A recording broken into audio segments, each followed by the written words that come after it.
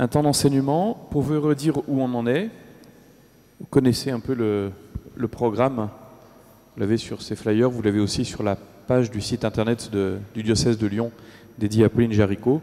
Cette semaine, à l'écoute du Saint-Esprit, 7 matinées à Fourvière, des samedis matins, 9h à midi.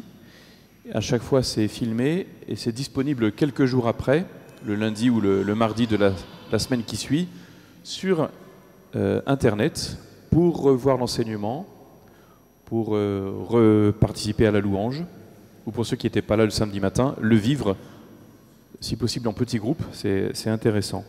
La semaine dernière, ce n'était pas un enseignement d'une forme habituelle, c'était une veillée, rencontre, à la fois théâtre et prière, sur la vie de Pauline Jaricot en 6 tableaux. Si vous n'avez pas vu, vous pouvez aller le voir, c'est en ligne. Et on a vraiment pu rentrer dans la vie de Pauline à son époque, au XIXe siècle à Lyon. Et aujourd'hui, nous sommes à la 2e rencontre pour se préparer à l'effusion de l'Esprit Saint, le 22 mai, le jour de la béatification de Pauline Jaricot.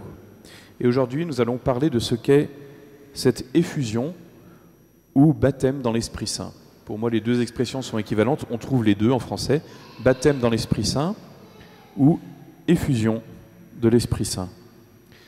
On en parle parce que, tout simplement, le pape François a demandé à Caris, c'est un organisme international depuis quelques années que le pape avait demandé, notamment pour proposer largement dans l'Église à tous les charismes, les dons de l'Esprit Saint, qui sont bien connus dans le renouveau charismatique et très peu connus dans le reste de l'Église.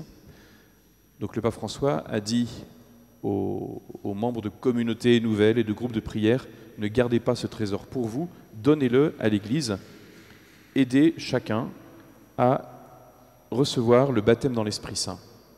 Et donc, à Lyon, Caris propose largement à ceux qui veulent de se préparer au baptême dans l'Esprit Saint ou à l'effusion de l'Esprit Saint. Et nous nous sommes dit que la béatification de Pauline Jaricot était une très bonne occasion pour cela. Nous voudrions que cette béatification ne soit pas un événement ponctuel, ce sera un grand événement. Les béatifications à Lyon, il n'y en a pas toutes les décennies, c'est quand même assez rare. Donc c'est un grand événement à dimension internationale, parce que pour le coup, Pauline Jaricot a été déclarée par le pape François patronne de la mission. Il y avait déjà Sainte Thérèse de l'Enfant Jésus et Saint François Xavier, et bien une 3e, c'est Pauline Jaricot. Donc cette béatification a vraiment une dimension internationale, elle sera présidée par le cardinal Taglé, donc non pas par un responsable des béatifications et des canonisations, mais par celui qui a la responsabilité dans le monde de l'évangélisation. Dans tous les pays, on appelle des jeunes églises. Donc c'est lui qui va venir à Lyon pour cette béatification. Donc ce sera un événement, mais nous ne voulons pas que ce soit seulement un événement ponctuel, que ce soit plutôt une occasion de transformation de l'Église, en tout cas dans le diocèse de Lyon.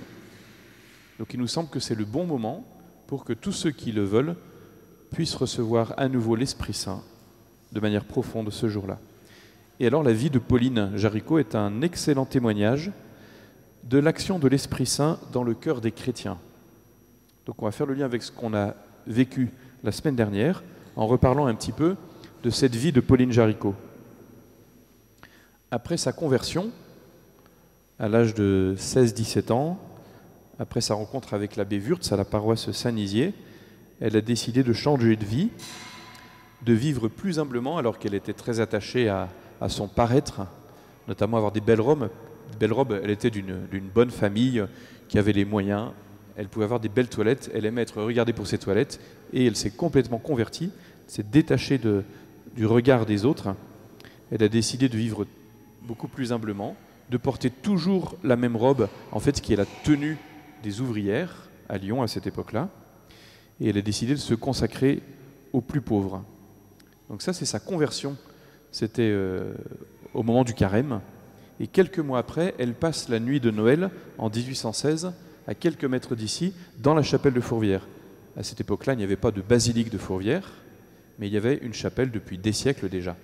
Et elle est venue passer la nuit de Noël 1816 dans cette chapelle.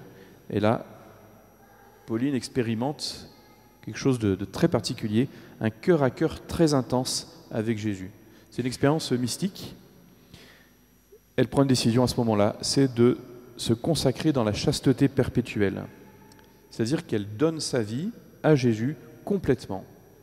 Elle la donne à Jésus pour pouvoir donner sa vie concrètement aux autres et notamment auprès de ceux qui souffrent le plus de la misère, parce que la misère, il y en a à Lyon, très visible à cette époque-là.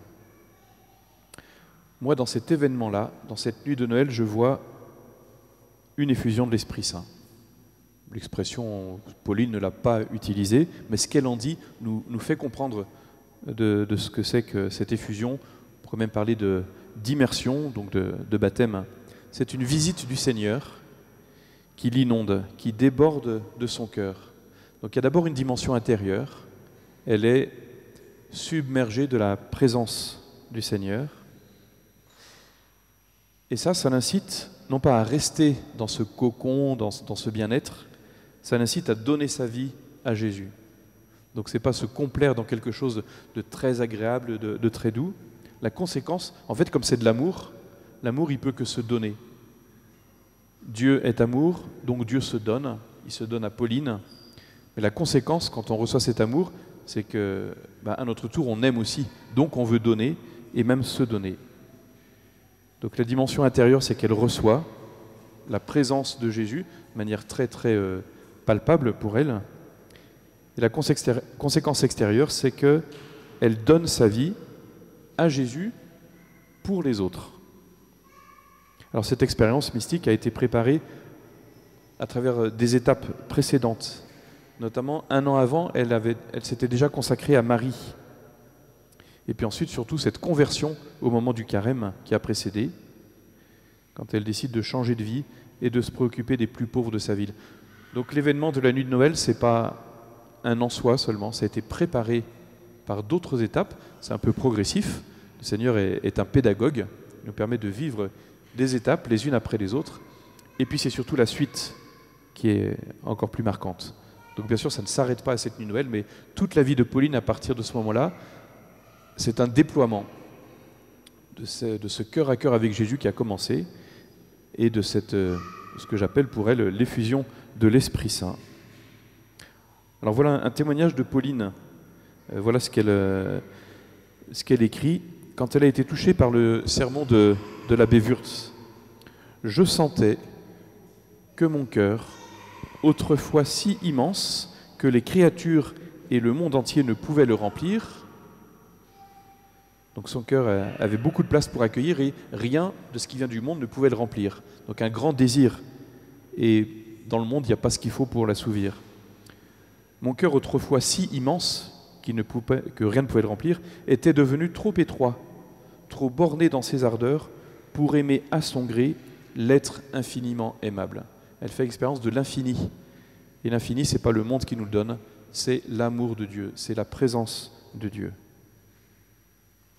Et puis, elle écrit aussi à propos de sa conversion et de sa communion à Jésus. Voilà ce que permet l'Esprit Saint dans notre cœur, c'est nous mettre en communion avec Jésus. L'Esprit Saint nous est donné notamment pour vivre en communion avec Dieu. Et donc elle écrit, Jésus, par son amour pour nous, veut nous convertir en lui, nous transformer en lui. Et nous l'aimerons avec son cœur. Notre cœur n'est pas suffisant pour aimer, mais Jésus va mettre son cœur dans le nôtre, va transformer notre cœur en son cœur pour pouvoir aimer avec son cœur, donc d'un amour divin. Nous qui avons un cœur qui sait aimer de manière humaine, eh bien Jésus transforme notre cœur en son cœur qui est divin pour que nous puissions aimer divinement. Perdant en lui nos mauvais cœurs et nous fondant en lui comme la cire se fond au feu, pour nous couler en son cœur et prendre en lui ses traits. Petit à petit, mon cœur devient le cœur de Jésus. Voilà ce que Jésus fait en nous. Voilà l'action de l'Esprit Saint qui nous transforme toujours plus en Jésus. Jésus est le Fils de Dieu. Nous sommes, par notre baptême, fils et filles de Dieu, mais ça c'est un commencement, le baptême. Et il faut que la transformation se fasse de plus en plus, qu'il y ait de moins en moins de différence entre Jésus et nous. Ben ça prend notre vie. Et ça, c'est l'action de l'Esprit Saint en nous. Avoir reçu l'Esprit Saint, c'est commencer à vivre en plénitude. Et on continue avec des citations de Pauline, quand elle s'adresse à l'Esprit Saint. Ô Esprit Saint, ton amour divin est la lumière même de la vérité. Avec toi, je veux vivre en plénitude ma propre vie. Comment vivre en plénitude ? Eh bien, Pauline, elle demande ça à l'Esprit Saint. L'Esprit Saint qui remplit mon cœur va me permettre de vivre en plénitude. Il peut nous arriver d'avoir des désirs de plénitude et de voir que rien ne peut combler. En fait, c'est l'Esprit Saint. Notre cœur est fait pour être rempli de l'Esprit Saint, pour pouvoir vivre en plénitude. Et l'Esprit Saint agit en celui qui l'a reçu, mais pour le bien des autres. Donc Pauline écrit encore « Que me soient obtenus les dons du Saint-Esprit ». Ça, c'est pour moi. J'ai besoin de recevoir les dons du Saint-Esprit, mais c'est pour les autres, afin que, ne vivant plus de ma propre vie, Jésus vive et triomphe pleinement en moi, et puisse faire servir cette petite fourmi à tous les desseins de sa miséricorde. La miséricorde du Seigneur est grande, elle est pour tous, et ceux qui ouvrent leur cœur pour recevoir les dons du Saint-Esprit vont permettre à Dieu de rejoindre les autres. Dieu veut rejoindre tout le monde. Ceux qui ne le savent pas ne peuvent pas s'approcher de lui, ne peuvent pas recevoir. Et Dieu veut passer par nous, mais il faut qu'on accepte. Il faut donc qu'on reçoive. Et ce qu'on appelle les charismes, les dons de l'Esprit Saint, c'est pas pour nous, c'est pour qu'à travers nous, Dieu puisse rejoindre les autres, même si nous sommes des petites fourmis, comme Pauline. Donc Pauline reçoit beaucoup à ce moment-là, à la nuit de Noël, et alors, dans la suite de sa vie, eh bien, on voit toutes les conséquences. Je vais vous en pointer quelques-unes qu'on a pu repérer dans ce qui nous était présenté la semaine dernière. Par exemple, l'inspiration. Pauline a été inspirée pour pouvoir trouver, sans aucun effort et avec beaucoup d'efficacité, le système qu'on appelait à l'époque le sou de Pauline, pour collecter de l'argent pour les missions. Pauline savait, par son frère prêtre, par les missions étrangères de Paris, par d'autres, qu'il y avait des missionnaires en Chine qui avaient très peu de moyens. Il fallait trouver de l'argent, par exemple à Lyon. Eh bien, Pauline a eu, en un clin d'œil, une inspiration très claire et qui s'est révélée très efficace. Et elle a dit, c'est trop clair pour que ça vienne de moi. C'est une inspiration. Et ça a tellement bien marché que ça existe encore et que ça a pris une ampleur énorme. Et ce qui est né à ce moment-là, grâce à l'inspiration de Pauline, c'est l'œuvre de la propagation de la foi, qui fait partie de ce qu'on appelle aujourd'hui les OPM, les œuvres pontificales missionnaires, qui dès l'époque ont permis d'envoyer beaucoup d'argent pour les missions, et ça continue encore. Aujourd'hui, une grande partie des séminaires dans le monde, une grande partie des diocèses dans le monde sont financés par les OPM. Eh bien, cette idée a jailli dans le cœur de Pauline, à Lyon, tout simplement, sans aucun effort. Si l'Esprit Saint a ses entrées dans notre cœur, il peut nous aider à avoir des bonnes idées qui seront utiles pour des millions et des milliards de personnes finalement. Ça fait 2 siècles déjà que ça dure, cette histoire. Donc, conséquence de l'Esprit Saint qui vient agir en nous, l'inspiration. Ensuite, pour Pauline, la découverte de la prière personnelle. Elle en parle comme un cœur à cœur avec Jésus. Son père spirituel, à l'époque, lui a conseillé de partir 3 ans en solitude. Elle n'est pas partie très loin, mais 3 ans de solitude pour prier. Est-ce que c'était une bonne idée? C'était peut-être compliqué. En tout cas, elle a découvert la prière personnelle avec une très grande proximité avec l'Eucharistie. Et elle vit cette prière comme un ami parle à son ami, c'est-à-dire que Jésus lui parlait directement. Notre vie de prière, notre communion avec Jésus, c'est l'œuvre de l'Esprit Saint. Personne ne peut dire Jésus est Seigneur si ce n'est pas l'Esprit Saint. Saint Paul nous dit, nous ne savons pas prier comme il faut, mais l'Esprit Saint qui vient en nos cœurs, c'est lui qui prie en nous. Parce que l'Esprit Saint, c'est Dieu. Il sait qui nous sommes, il connaît Dieu puisqu'il est Dieu, donc il fait le lien. Et il nous met en état de le prier. Il nous donne les mots pour prier, et on peut prier même sans mots. C'est lui qui fait ce cœur à cœur. Donc l'Esprit Saint pour nous faire grandir dans la vie de prière. Autre conséquence qu'on repère dans la vie de Pauline, des images prophétiques qui lui ont été données pour l'encourager dans sa mission. Elle raconte et on l'a entendu la semaine dernière, elle a vu son cœur comme un souterrain.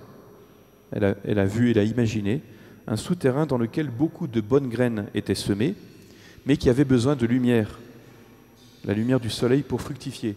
Sans lumière, les graines allaient simplement pourrir, alors qu'elles étaient capables de donner beaucoup de fleurs. Il fallait la lumière du soleil, et le soleil, c'est Jésus. Voilà ce qui a encouragé Pauline pour se tourner encore plus vers Jésus. Elle a compris que dans son cœur, il y avait beaucoup de bonnes choses à donner au monde, mais que pour cela, il fallait le soleil de Jésus. Et elle prenait beaucoup de temps d'adoration eucharistique. On imagine que se mettre devant Jésus Eucharistie, c'est se mettre au soleil et permettre à ce qui est germé en nous de grandir et de porter du fruit. Autre conséquence dans la vie de Pauline, très très visible, c'est son désir missionnaire immense. Et pas seulement un désir, mais ça se traduit dans les actes. Quand elle a imaginé le rosaire vivant, qui existe encore, les équipes du rosaire, permettre à des gens de prier le rosaire, mais ensemble. Parce que prier un rosaire chaque jour, ça prend du temps, on peut ne pas avoir de temps, ou ne pas avoir le courage, ou ne pas savoir faire. Et quand elle a réuni les gens par groupe, pour que chacun du groupe ne dise qu'une dizaine de « Je vous salue Marie » par jour, elle a permis à plein de gens de se mettre à prier. Des gens qui ne priaient pas, qui n'osaient pas, qui ne savaient pas, elle les a encouragés. À sa mort, il y avait plus de 2 millions de personnes qui priaient le rosaire dans le rosaire vivant. Voilà comment elle a été missionnaire. D'elle-même, avec ce grand désir et ses bonnes idées efficaces, elle a permis à plus de 2 millions de personnes de rentrer dans une vie de prière quotidienne. C'est une manière d'évangéliser de proche en proche. Ce n'est pas elle qui est allée voir 2 millions de personnes. Elle a rendu missionnaires les premières personnes à qui elle en a parlé, en leur disant maintenant vous allez en trouver d'autres et d'autres et d'autres. Elle a été missionnaire en restant principalement à Lyon. Et puis quelque chose qui est moins visible, moins connu, peut-être le plus caché mais le plus fécond dans sa vie, c'est la suite de Jésus. Voilà ce qu'est la sainteté, c'est suivre Jésus. Le chrétien, c'est celui qui suit Jésus, y compris dans les échecs et y compris jusqu'à la croix. Et à la fin de sa vie, Pauline vit dans de très très grandes difficultés de tous ordres, non seulement dans le dénuement matériel complet, mais aussi avec beaucoup de trahison, d'incompréhension, abandonnée de beaucoup de gens.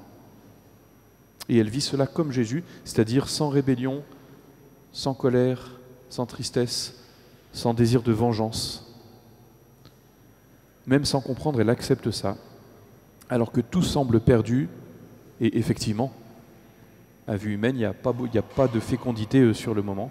Elle supporte toutes les attaques, toutes les trahisons, sans jamais tomber dans la haine, dans la tristesse, dans la vengeance.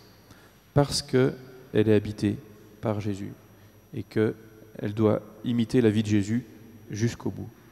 Voilà, à mon avis, les signes visibles que Pauline avait reçu l'Esprit Saint, vivait de l'Esprit Saint dans toutes les parties de sa vie. Voilà pour le retour sur Pauline. On parle donc d'effusion de l'Esprit Saint, de baptême dans l'Esprit Saint. D'où viennent ces expressions, et notamment le baptême dans l'Esprit Saint? Ça vient de la Bible. Alors dans la Bible, déjà on est le 19 mars, Saint-Joseph, on est dans la crypte Saint-Joseph. L'évangile de ce jour, c'est celui-ci. Cette parole que l'ange dit à Joseph. Joseph, fils de David, ne crains pas de prendre chez toi Marie, ton épouse, puisque l'enfant qui est engendré en elle vient de l'Esprit Saint. Elle enfantera un fils et tu lui donneras le nom de Jésus, c'est-à-dire le Seigneur sauve, car c'est lui qui sauvera son peuple de ses péchés. C'est la Pentecôte. C'est la Pentecôte. Ah non, il y en a qui disent non, c'est pas la Pentecôte. Ben, qu'est-ce que c'est la Pentecôte si ce n'est pas le don de l'Esprit Saint? En fait, c'est la première Pentecôte, à mon avis.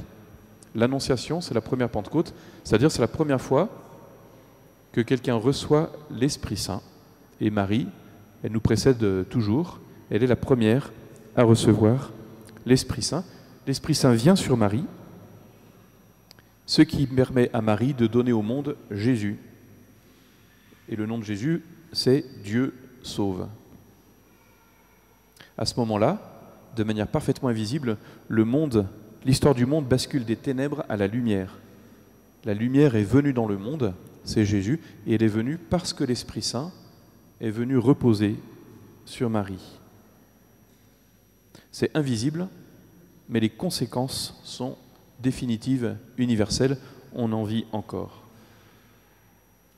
Donc voilà, nous sommes le 19 mars, pour moi c'est intéressant de faire mémoire de ça aujourd'hui. C'est le début de la Pentecôte, et ensuite ce qu'on appelle la Pentecôte, c'est dans les Actes des Apôtres. Alors ce qui est intéressant, c'est que même dans les Actes des Apôtres, il y a plusieurs Pentecôtes. Si on dit que la Pentecôte, c'est le don de l'Esprit Saint, eh bien ça arrive plusieurs fois. La première Pentecôte, celle qu'on fête 50 jours après Pâques pour la Pentecôte, c'est, je vais vous lire le texte,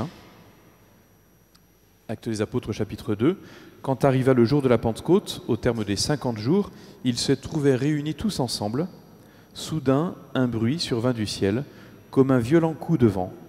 La maison où ils étaient assis en fut remplie tout entière. Alors leur apparurent des langues qu'on aurait dites de feu, qui se partageaient, et il s'en posa une sur chacun d'eux. Tous furent remplis d'Esprit Saint. Ils se mirent à parler en d'autres langues, et chacun s'exprimait selon le don de l'Esprit. » Vous connaissez très bien cette histoire. Ce qu'on appelle la Pentecôte, c'est ça. Ce sont les apôtres qui reçoivent l'Esprit Saint, mais quand ils parlent, beaucoup d'autres gens entendent et sont touchés et se posent des questions. Et puis ça va aboutir à la conversion de beaucoup d'autres personnes à Jérusalem. L'Esprit Saint est donné aux 12. Le fruit est très large, il permet à des milliers de personnes d'abord d'entendre les merveilles de Dieu et ensuite à demander le baptême. On nous dit, quelques versets plus tard, que cela conduit à 3000 baptêmes ce jour-là, le jour de la Pentecôte. Et c'est la naissance d'une communauté chrétienne dont on nous dit qu'à partir de là, elle sera en croissance continuelle. Et bien souvent, on se dit, la Pentecôte, c'est ça. Mais ce n'est pas que ça. Ça, c'est le départ. La Pentecôte, ce n'est pas un événement de l'histoire de l'Église, c'est notre vie permanente. En fait, la Pentecôte, elle est permanente. Nous sommes dans la Pentecôte, dans les temps de l'Église. L'Église continue à vivre comme elle a commencé à vivre à ce moment-là, dans la croissance, et en recevant l'Esprit Saint, parce qu'elle en a besoin. L'Esprit Saint est la vie de l'Église. Alors je vais vous présenter la deuxième Pentecôte. Cette fois, on est au chapitre 4 des Actes des Apôtres. C'est quelques jours après. Pierre et Jean ont été arrêtés par les responsables, les chefs du peuple, les autorités religieuses. On leur a dit « Ne parlez plus jamais de Jésus » parce que ça fait du grabuge dans la ville. On les libère, on leur interdit de parler de Jésus et ils vont quand même en parler. Et quand ils sont libérés, Pierre et Jean, les apôtres, sont ensemble et ils prient. Et voilà leur prière, chapitre 4 des Actes des Apôtres, versets 29 et suivants. « Et maintenant, Seigneur, sois attentif à ces menaces. Donne à ceux qui te servent de dire ta parole avec une totale assurance. Étends donc ta main pour que se produisent guérison, signes et prodiges par le nom de Jésus, ton saint, ton serviteur. » Quand ils eurent fini de prier, le lieu où ils étaient réunis se mit à trembler, et ils furent tous remplis du Saint-Esprit, et ils disaient la parole de Dieu avec assurance. Vous voyez, ils sont à nouveau les mêmes, les 12, remplis de l'Esprit Saint, quelques jours plus tard, parce que la persécution commence, et que dans cette persécution, il va falloir avoir le courage de continuer à annoncer la parole de Dieu alors qu'il y a des oppositions. Il leur faut de l'audace, et pour avoir cette audace et cette assurance, eh bien, l'Esprit Saint leur est donné au moins une deuxième fois. Peut-être qu'il y a eu d'autres fois, mais en tout cas, il y a celle-ci qui nous est rapportée.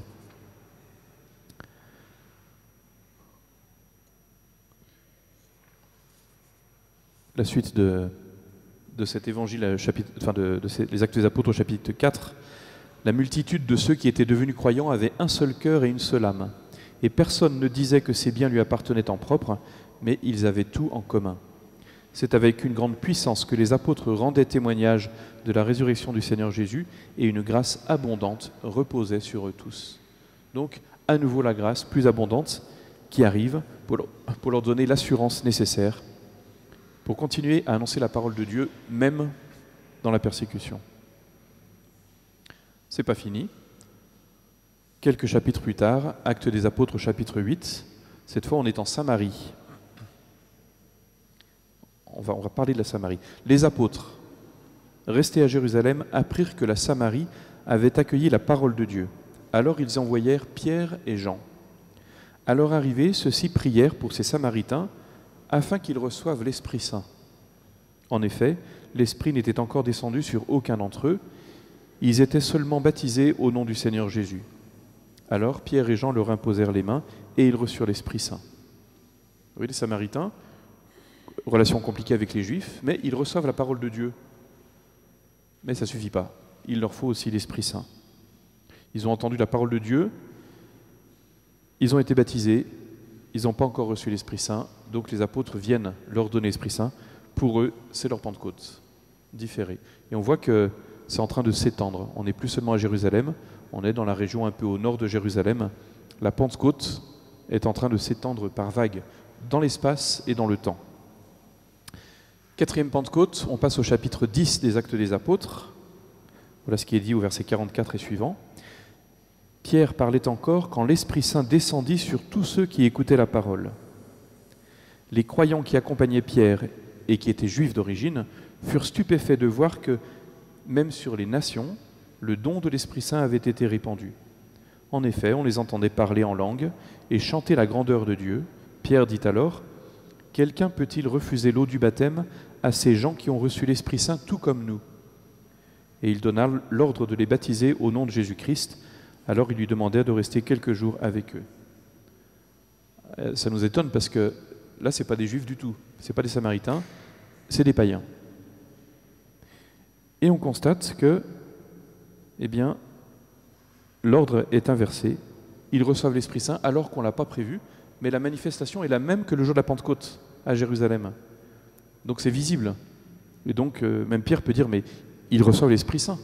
Si Dieu leur donne l'Esprit Saint, ça veut dire que nous, on doit leur donner aussi le baptême. Alors l'ordre est inversé. On voit que l'Esprit Saint est très libre d'agir. Mais apparemment, il veut se répandre de partout et sur tout le monde, indépendamment même de ce qu'on a programmé.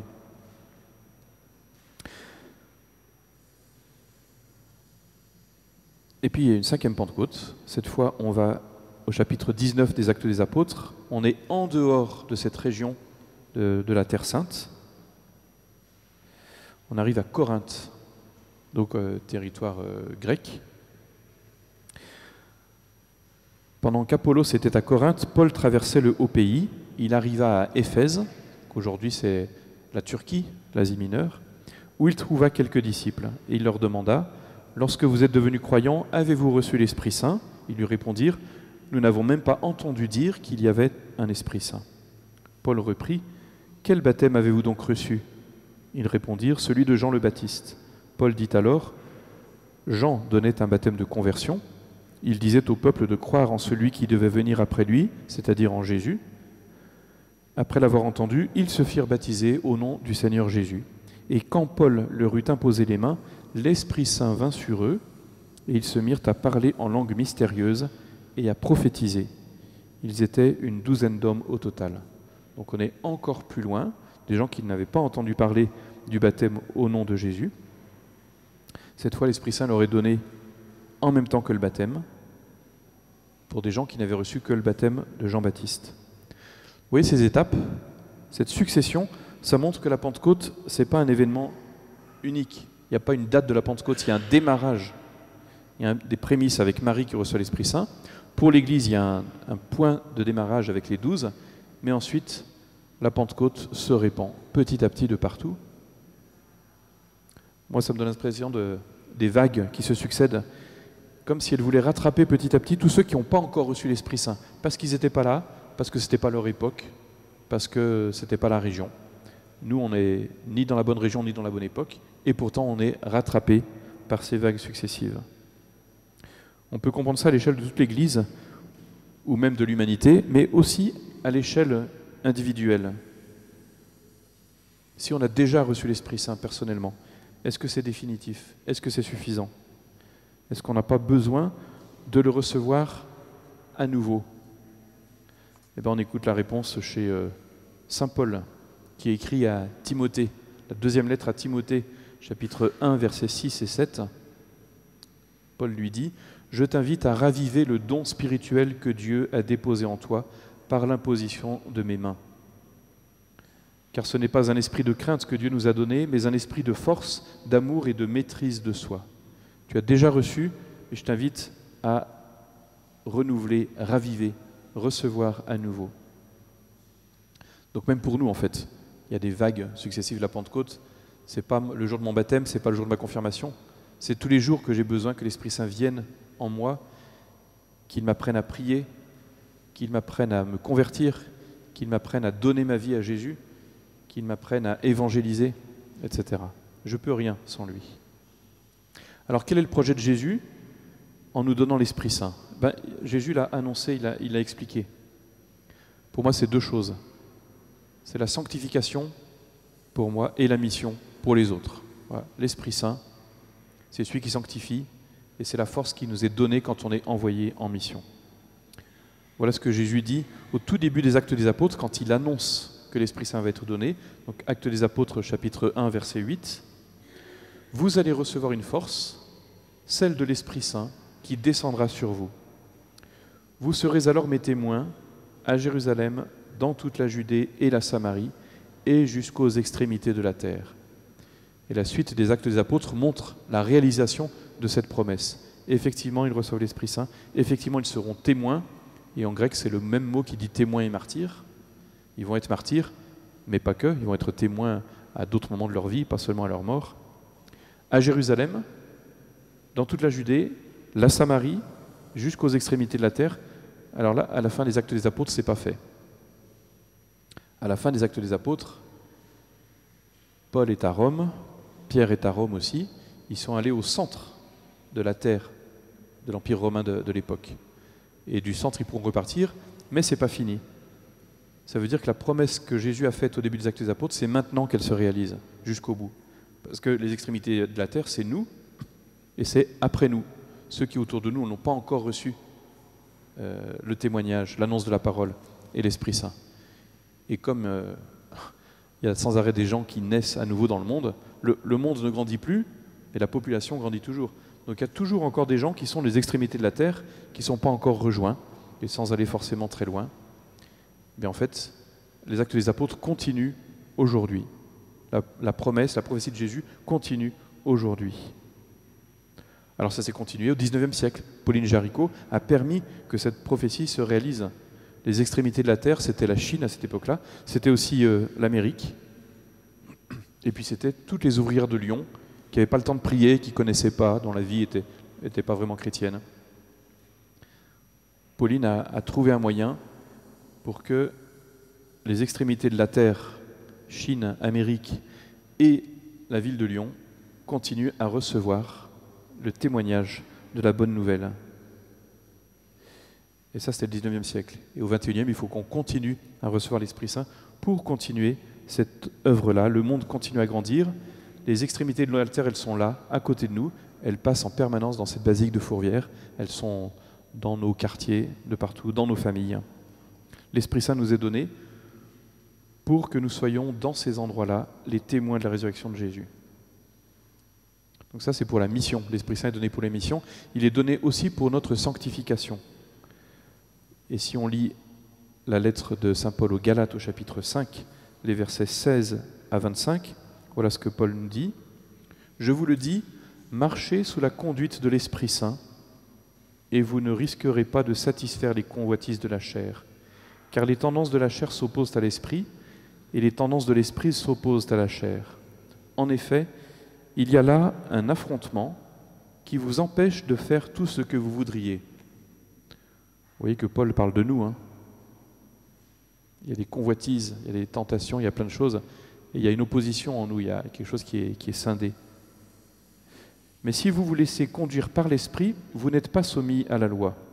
On sait bien à quelles actions mène la chair: inconduite, impureté, débauche, idolâtrie, sorcellerie, haine, rivalité, jalousie, emportement, intrigue, division, sectarisme, envie, beuverie, orgie et autres choses du même genre. Je vous préviens, comme j'ai déjà fait, ceux qui commettent de telles actions ne recevront pas en héritage le royaume de Dieu.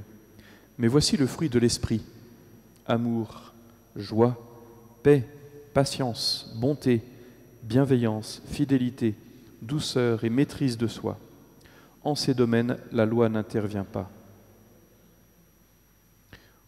On n'a peut-être pas besoin de mémoriser parfaitement la liste de tout ce qui pourrait aller mal dans notre vie, on le connaît, mais cette liste du fruit de l'esprit, Galates 5, 22, amour, joie, paix, patience, bonté, bienveillance, fidélité, douceur et maîtrise de soi. Voilà le fruit de l'Esprit Saint en nous. C'est quand même attirant.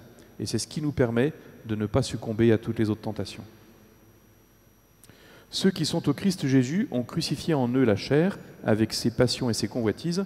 Puisque l'Esprit nous fait vivre, marchons sous la conduite de l'Esprit. Là, l'Esprit nous est donné pour notre sanctification. Grandir dans la sainteté, nous sommes appelés à la sainteté, c'est impossible pour nous. L'Esprit Saint nous est donné pour nous sanctifier. Donc l'Esprit Saint est donné pour l'évangélisation, pour notre sainteté. C'est lui qui agit en nous pour nous convertir, nous sanctifier et faire de nous des missionnaires. Alors on a vu Pauline Jaricot, et l'histoire continue après elle. Après le 19e siècle, arrive le 20e siècle. Alors il y a une autre personne qui est bienheureuse, elle aussi. Pauline Jaricot va être déclarée bienheureuse, et une que vous ne connaissez sans doute pas beaucoup, Elena Guerra, italienne, fondatrice de la congrégation des Sœurs des Oblats du Saint-Esprit. En 1885, elle a écrit plus de 10 lettres à son ami le pape Léon XIII pour le supplier d'aider l'Église à s'ouvrir à l'action de l'Esprit Saint. Donc une certaine insistance quand même. Et voilà ce qu'Elena Guerra écrit sur la Pentecôte. La Pentecôte, ce n'est pas fini. En fait, c'est toujours la Pentecôte, en tout temps et en tout lieu. Parce que l'Esprit Saint désire ardemment se donner à tous les hommes. Et ceux qui le veulent peuvent toujours le recevoir. Nous n'avons donc rien à envier aux apôtres et aux premiers croyants. Nous n'avons qu'à nous disposer, comme eux, à bien le recevoir, et il viendra en nous comme il l'a fait pour eux. Et donc Elena Guerra se dit, en cette fin du 19e siècle, il faut qu'on reçoive encore l'Esprit Saint, il faut qu'on vive la Pentecôte. Le pape Léon XIII a reçu ses courriers et en 1897, il publie l'encyclique sur l'Esprit Saint, Divinum Illud Munus, dans laquelle il demande aux diocèses et aux paroisses du monde de prier l'Esprit Saint le 1er janvier 1900, afin que Dieu renouvelle l'Église et le monde. Donc l'objectif, c'est que le XXe siècle soit un siècle inondé par l'Esprit Saint. Et donc il demande à tout le monde, 1er janvier 1900, de prier pour recevoir l'Esprit Saint. Et le 1er janvier 1900, Léon XIII consacre tout le XXe siècle à l'Esprit Saint. Et il passe une grande partie de sa prière à invoquer l'Esprit Saint. Il prie le Veni Creator Spiritus au nom de toute l'Église. Il appelle l'Esprit Saint dans l'Église. Alors c'est très étonnant, parce que ça ne marche pas, mais pas là où on avait prévu. Le même jour exactement, 1er janvier 1900, un groupe de protestants, désireux de se donner entièrement à l'œuvre d'évangélisation, et qui sont réunis à Bethel depuis plusieurs jours pour prier comme un nouveau cénacle, comme Marie et les apôtres avant la Pentecôte, ils prient pour recevoir l'Esprit Saint. Et bien ce jour-là, 1er janvier 1900, ils reçoivent une puissante onction de l'Esprit Saint, et ça c'est le début du renouveau charismatique. Et c'est la naissance des communautés évangéliques. La prière du pape des paroisses catholiques permet la naissance du renouveau charismatique et des évangéliques. Le service qu'on se rend entre chrétiens, ce n'était pas du tout programmé, mais le Seigneur, il écoute la prière et il répond à sa manière. En 1901, un pasteur au Kansas, le pasteur Charles Parham, à Topeka, après avoir étudié les Actes des Apôtres, se pose la question, quelle est la vraie caractéristique du baptême de l'Esprit? Puisqu'il voit cette expression dans les Actes des Apôtres. Il dit, mais c'est quoi le baptême dans l'Esprit? Il conclut que selon les Actes des Apôtres, c'est le parler en langue. On a entendu que ça revenait plusieurs fois au fil des différentes Pentecôtes. Et alors, les chrétiens qui sont avec lui prient les uns sur les autres en vue de recevoir le baptême dans l'Esprit. Et alors, il y a une effusion de l'Esprit Saint avec manifestation de plusieurs charismes, les mêmes que ceux qui sont relatés par les Actes des Apôtres. Et ça, c'est le début du grand réveil de Pentecôte, les pentecôtistes. Voilà, c'est le grand réveil de Pentecôte à ce moment-là. voyez, là non plus, ce n'est pas dans l'Église catholique, c'est chez d'autres chrétiens. Alors les catholiques vont être rattrapés par ça, mais après. On avance dans le temps du XXe siècle. En 1943, le pape Pie XII écrit l'encyclique sur le corps mystique, et il dit que personne ne peut nier que l'Esprit Saint est l'une des forces qui aident les chrétiens. Et il parle 36 fois de l'Esprit Saint, et il mentionne les charismes, pour dire, pour qu'un chrétien vive, il a besoin de l'Esprit Saint. En 1945, un prêtre belge devient évêque, et c'est le futur cardinal Suenens, et il choisit comme devise « par l'Esprit Saint ». Et il va devenir une grande figure du renouveau charismatique catholique cette fois. Ensuite, le pape Jean XXIII, en 1961, il convoque le Concile Vatican II. Personne n'avait vu arriver, et ce pape qui vient d'être élu pape décide de convoquer un nouveau concile.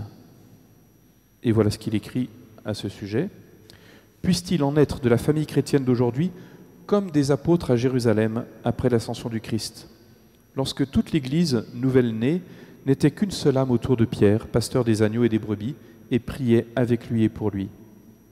Et daigne l'adorable Esprit de Dieu exaucer les vœux ardents de tous, et accepter cette prière qui monte vers lui chaque jour de toutes les parties du monde. » Et Jean XXIII avait demandé que de partout, pour préparer le concile, on prie pour demander l'Esprit Saint. Voilà cette prière. « Renouvelez en notre époque, comme pour une nouvelle Pentecôte, vos merveilles, et accordez à la Sainte Église que dans une prière unanime, instante et persévérante avec Marie, la mère de Jésus, sous la conduite de Saint Pierre, s'étende le royaume du divin Sauveur, royaume de vérité, de justice et de paix, ainsi soit-il. Nouvelle Pentecôte, renouvelle tes merveilles. » Voilà la prière faite au Seigneur en préparation du Concile Vatican II. Jean XXIII, le pape qui a convoqué le concile, la première personne qu'il a béatifiée, c'est Elena Guerra, celle qui a inspiré au pape Léon XIII de consacrer le XXe siècle à l'Esprit Saint. On avance encore dans le temps.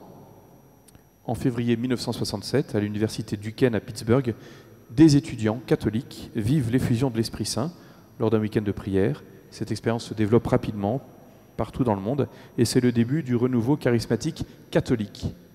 Oui, il a fallu attendre quand même du temps. La consécration l'appel de l'Esprit Saint, consacré le XXe siècle à l'Esprit Saint par le pape, ça a fait des fruits ailleurs et ça arrive chez les catholiques en 67. En 72, en France, la naissance notamment des communautés du Chemin Neuf et de l'Emmanuel, qu'on connaît bien à Lyon. En 73, le premier rassemblement charismatique catholique. Le pape reçoit les responsables et il leur dit « Vous aurez une mission difficile » parce que c'est difficile d'accueillir ces nouveautés dans l'Église. En 1975, reconnaissance officielle du renouveau charismatique catholique par le pape à travers un congrès international à Rome. Paul VI, donc c'est le pape de cette époque-là, quand on lui demandait de quoi l'Église avait le plus besoin, il répondait « de l'Esprit Saint ». L'Église a besoin de sa Pentecôte éternelle, pas la Pentecôte d'il y a 2000 ans, celle qui a commencé il y a 2000 ans et qui continuera toujours. L'Église a besoin d'un feu dans son cœur, de paroles sur ses lèvres, de prophéties dans son regard. Après Paul VI, Jean-Paul II, en 1998, qui invite les chrétiens « Ouvrez-vous avec docilité au don de l'Esprit. Acceptez avec reconnaissance et obéissance les charismes que l'Esprit ne cesse de répandre sur nous. » Invitation à accueillir l'Esprit Saint et les charismes qui sont donnés par l'Esprit Saint. Toujours Jean-Paul II, à la Pentecôte 2004, « Je souhaite que la spiritualité de la Pentecôte se diffuse dans l'Église comme un élan renouvelé de prière, de sainteté, de communion et d'annonce. » Vous voyez, la conversion pour la sainteté, la communion et puis l'annonce à l'extérieur. Jean-Paul II demande l'avènement d'une culture de Pentecôte, que l'Esprit Saint soit connu, aimé et fréquemment invoqué. Après Jean-Paul II, Benoît XVI, cette fois au JMJ de Sydney, demandons avec confiance à Dieu le don d'une Pentecôte renouvelée pour l'Église et pour l'humanité du troisième millénaire. Et cette constance chez les papes, demander une nouvelle Pentecôte, un renouvellement permanent de la Pentecôte dans l'Église. Et puis le pape François, Pentecôte 2019, cette fois c'est proche de nous, qui réunit Charis, cette instance internationale de communion entre tous les charismatiques et de proposition à toute l'Église des charismes et du baptême dans l'Esprit. Il leur dit « J'attends de vous que vous partagiez avec tous dans l'Église la grâce du baptême dans l'Esprit Saint. » C'est exactement ce qu'on veut faire actuellement. Ce que connaissent ceux qui sont charismatiques doivent l'offrir largement, aider tous les chrétiens à le recevoir, le baptême dans l'Esprit Saint. Alors c'est ce qu'on vit à Lyon, et c'est très marquant comment ça s'est passé, parce que Charis pour le monde est né, il me semble que c'est 2019, et puis l'année dernière, on s'est dit à Lyon, mais il faudrait que Charis existe à Lyon, parce qu'elle a besoin de tout ça, de communion entre les communautés charismatiques, les groupes de prière, etc. Puis il y a besoin de proposer plus largement. Et ça s'est passé en quelques jours, en fait. Cette idée est arrivée lors d'une visio, une rencontre entre des responsables de groupes de prière de toute la France, avec le responsable de l'époque de Charis Monde, et puis Sylvain, qui est présent, participait, et a demandé « Est-ce qu'on peut faire Charis Lyon ?» Alors c'était pas prévu, ça a été hésitant, puis finalement c'était « Oui, il faut bien que ça vive de partout. » Et en quelques jours, on s'est réunis à quelques-uns, et puis on a constitué un groupe avec des membres du Chemin Neuf, des membres de l'Emmanuel, des membres de groupes de prière de Lyon, et des membres de rien du tout, comme moi, enfin membres de l'église du diocèse, tout simplement. Et on s'est vite dit, mais en fait, on a besoin de proposer aux Lyonnais, enfin aux chrétiens du diocèse de Lyon, l'effusion de l'Esprit Saint. On a commencé à y penser pour les rameaux, et puis le samedi après Pâques, on commençait, ici. Et donc on a eu 7 matinées de préparation en 2021 à l'effusion de l'Esprit Saint. Et puis cette année, on s'est dit, Pauline Jaricot, si c'est quand même pas un témoignage d'effusion de l'Esprit Saint, c'est en ça qu'elle est un modèle pour nous, qu'elle va nous aider cette année. Donc proposons-le à nouveau, mais bien plus largement. Et donc voilà, vous voyez, en très peu de temps finalement, comment... parce que quand c'est le Seigneur qui agit, il n'y a aucun obstacle en fait. Il suffit de s'accorder, de dire d'accord, et puis on avance. Donc aujourd'hui, proposition du baptême dans l'Esprit Saint, de l'effusion de l'Esprit Saint pour la sainteté et pour la mission. Dans la durée, une Pentecôte qui dure. J'ai été confirmé, mais il ne faut pas le dire au passé. Je suis confirmé, j'ai besoin que ma confirmation soit vécue tous les jours, donc de recevoir, renouveler la présence de l'Esprit Saint en moi.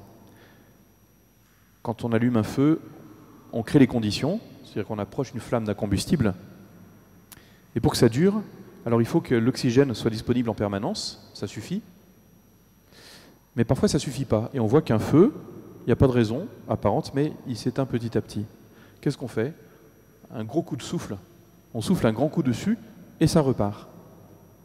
Ben voilà, de temps en temps, il y a besoin d'une grosse effusion de l'Esprit Saint, et ça repart.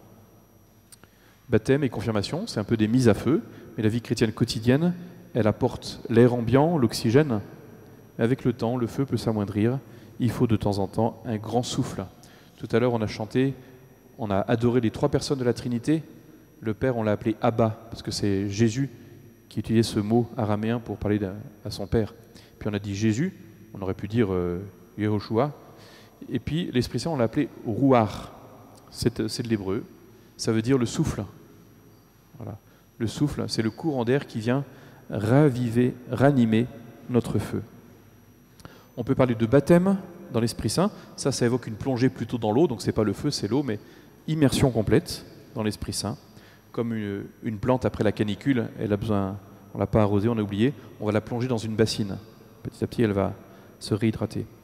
Et le mot effusion, étymologiquement, ça veut dire on fait couler un liquide sur quelque chose. C'est d'ailleurs comme ça qu'on peut baptiser. On peut baptiser les gens par immersion ou par effusion. Mais c'est toujours l'eau du baptême qui coule. Donc parfois, il y en a certains qui veulent éviter le vocabulaire de baptême pour éviter la confusion avec le sacrement de baptême. C'est clair que le baptême dans l'Esprit Saint, ce n'est pas un autre sacrement. Mais c'est renouveler la présence, l'action de l'Esprit Saint. Le pape François lui-même utilise ce mot, donc on a le droit de l'utiliser sans doute. Il suffit de savoir que le baptême sacramentel, c'est une seule fois, et que l'effusion ou le baptême dans l'Esprit Saint, c'est quelque chose d'autre qui peut être renouvelé. Quand on l'a reçu petit enfant, le baptême, on n'a pas forcément été assez ouvert pour accueillir l'Esprit Saint en plénitude. Donc on va l'accueillir petit à petit plus tard, c'est toujours possible.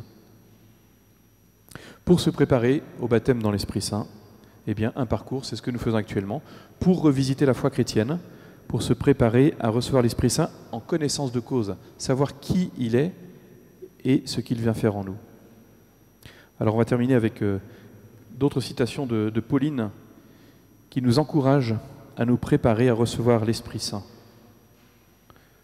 Pauline écrivait « Nous aussi, nous nous réfugions comme les apôtres et les disciples dans le cénacle. Et notre cénacle, c'est le cœur même de Marie pour nous préparer à la venue de l'Esprit consolateur qu'il vienne nourrir de l'intérieur. » Elle écrit aussi « Gloire au Saint-Esprit, ce divin Esprit consolateur que je porte au-dedans de moi-même. Il est Dieu répandu dans la moelle de mes os, dans le fond de mes entrailles, dans la substance même de mon cœur.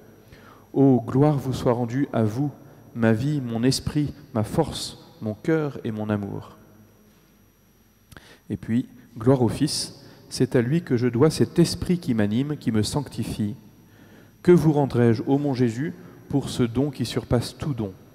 Gloire au Père, qui jamais ne déploya sa puissance en ma faveur d'une manière plus admirable qu'en faisant de mon cœur le sanctuaire, le temple de sa divinité.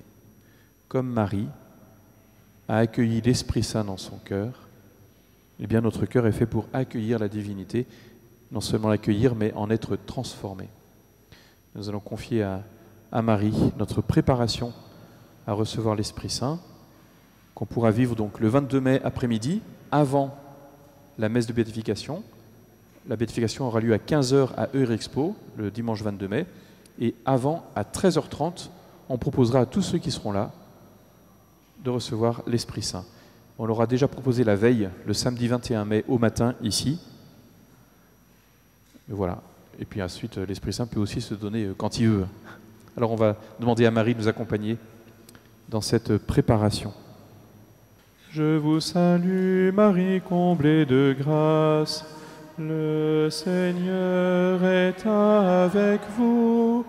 Vous êtes bénie entre toutes les femmes. Et Jésus, votre enfant, est béni. Sainte Marie, Mère de Dieu, priez pour nous, pauvres pécheurs, maintenant et à l'heure de la mort. Amen, Amen, Maranatha. Maranatha, ça veut dire « Viens, Seigneur Jésus ». Voilà, merci à tous.